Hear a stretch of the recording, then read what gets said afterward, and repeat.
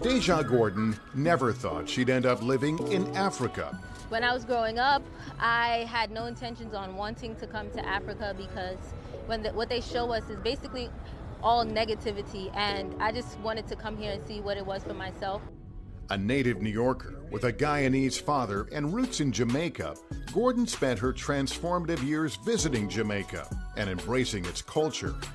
But at 23 years old, she vacationed in Ghana and fell in love with the country and the people there. The vibe, the energy, the food, the people here, the music, it just reminds me of Jamaica so much. It was then that Deja decided to start another chapter in her life. I wanted to be here in Africa. I feel like we as Black people, we need to come back to Africa. In October, the 28-year-old moved to Accra, Ghana's capital, in search of a new beginning, a slower pace of life, and a way to explore her ancestry more deeply. I'm driving right now. Self-driving. This is my second time driving in Ghana. NBC News visited her there earlier this year, before the COVID-19 pandemic, to look at what life is like for Americans living in Ghana. We're finished cooking and we're gonna go take it to the truck and sell it there. Deja had launched a business, Deja Vu's Jerk Hut, honoring her family and connecting cultures by serving Jamaican fare blended with a few local dishes, spicy jerk chicken, fish, and pork, served with Ghana's jollof rice. Ghanaians love pepper, so we gotta give them what they love, right? Yeah, it's called pakoshiko. It's called what? Pakoshiko. What she said. I have a sense of belonging here. I feel at home. In order to know where you're going, you need to know where you come from. And I feel like that's why a lot of times we are lost in the States, because we don't know who or where we came from. And once you find your roots and you find your history, you have a sense of confidence knowing that, okay, I'm important, I came from important people, my people fought for me to be here today. She's one of at least 3,000 Black Americans living in Ghana. And like Deja, many returned last year for Ghana's Year of Return initiative, marking 400 years since enslaved Black people first arrived in America, and honoring the resilience of Black people around the world. Countries along the West African coast, including Ghana, were central to the transatlantic slave trade. Dr. Mjiba Frehewa teaches at the University of Ghana. And I think that the reason that there's a disconnect is certainly because of history, right? We know that the transatlantic slave trade came and ultimately stole millions of African people from the west coast of Africa. And so what you find is that African people have been over 400 years disconnected from their history and culture and even the land base, right, in the diaspora. Here at Elmina Slave Castle, enslaved people were separated by gender, chained together in dungeons, beaten, raped, and abused. The door of no return would come to symbolize the horror they left behind on the continent and the generations of systemic oppression that they would face in America. Story of Elmina and all those things are things that we felt that we needed to tell so that we can change the narrative. But then also to show that it's not all doom and gloom, that we survived, that we've been able to go through this, producing presidents, producing musical icons, fashion icons, scientists of repute. Everywhere you go, you realize that the African footprint is still there. And so we needed to celebrate it. Clap for yourself. Okay. Josh Fennenborough is a tour guide. He's lived in Ghana his whole life. I think the more they come in, the more the African continent expands, and the more the idea they have, they bring it onto the continent grows, and then that gap will be closed. It's a great time to be African, it's a great time to be Black, it's a great time to promote who we are and believe that we are the only people who can push the culture forward. I mean, for me, it's Wakanda forever, and we're here for it. The Year of Return was fueled by influencers and celebrities, drawing people back to Africa to build connections and network in the backdrop of beaches, nightlife, music, and history. Diallo Sumbri served on the organizing committee. It's about building deeper ties with communities here and just getting a deeper knowledge of what that return actually means from a spiritual sense, from a business sense, from a social standpoint. Right now it's going really quite nice. This year, Ghana is expanding the initiative, going beyond the return by inviting black people around the world to invest socially and financially in the country and build relationships across borders. So are you going to connect?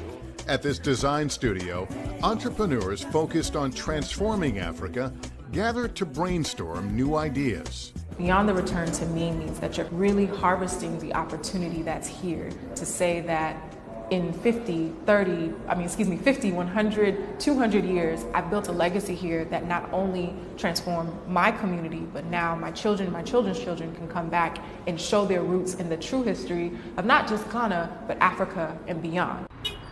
Ghana's officials are committed to continuing to foster those international connections.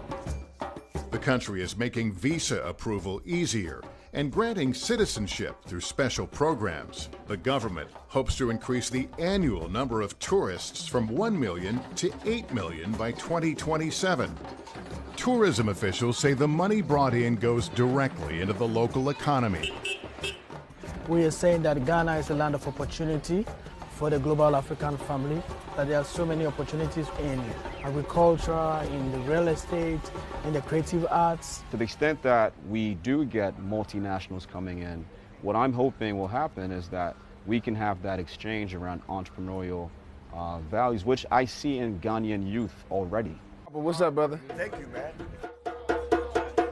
I'm gonna come back and get one of those. NFL veteran Malcolm Jenkins says his 3 trips to Ghana shed a light on his own history.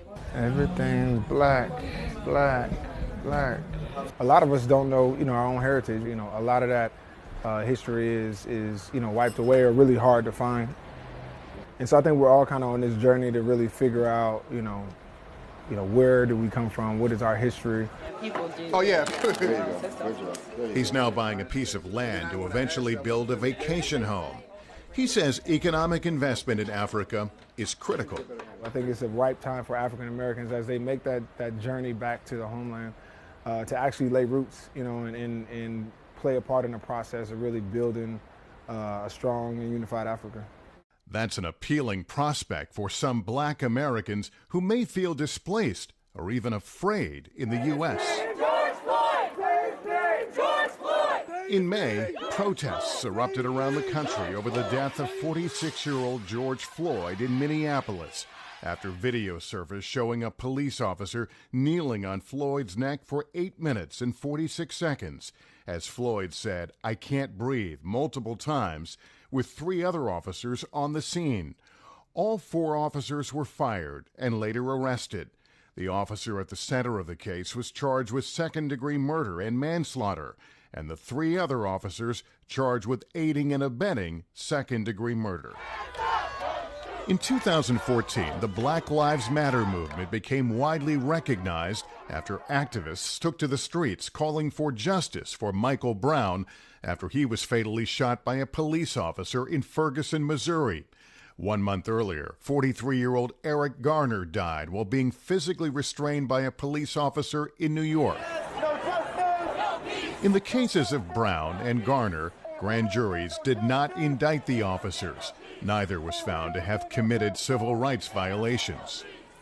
Between 2013 and 2018, black men and boys were 2.5 times more likely than white men and boys to die in an encounter with police. Black women, nearly 1.5 times more likely to be killed by police than white women. When you start talking about social issues in America, then you begin to think, is there something outside of America, right? And then you begin to say, well, what happened before my people got here? And then it's just an easy, connection back to the African continent. So I definitely think that social movements truly help to politically educate people in order to think beyond really think beyond their space. And I just came to it. Ama Oboje was raised in Maryland. She and Diallo, who have both decided to live here, are disheartened by racism in America. You think that, oh, America's so great, but when you go there, your body is weaponized. Your body is seen as a threat. You as a black man being on the street laughing, dapping up your people that you do in your village and everybody thinks is normal, when you go somewhere else, it's seen as violent. It's seen as disruptive. They go back home to some of these same oppressive, very difficult environments for young black men and women with stop and frisk and people still getting killed by the police or even getting killed in their own neighborhoods.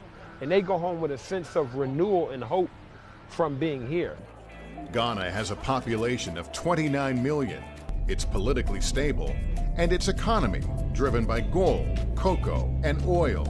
It was the first sub-Saharan nation to break free from colonial rule in 1957. The first independent African state in the Commonwealth. Ghana and the U.S. established a diplomatic relationship in the late 1950s. In 1961, Ghana's President Kwame Nkrumah met with President John F. Kennedy. We share the same basic aspiration for Africa that he wishes for. We all look forward to a period of continued cooperation and understanding between our two